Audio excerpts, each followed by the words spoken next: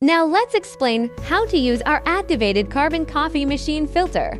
First, open the package and take out the activated carbon filter. Soak the product in clean water for 5 minutes. Then remove it and rinse it under the tap for about 1 minute. After rinsing, you can place the product into the holder. Finally, adjust the dial to record the month when you replace the filter, and then you can put it into the coffee machine for use.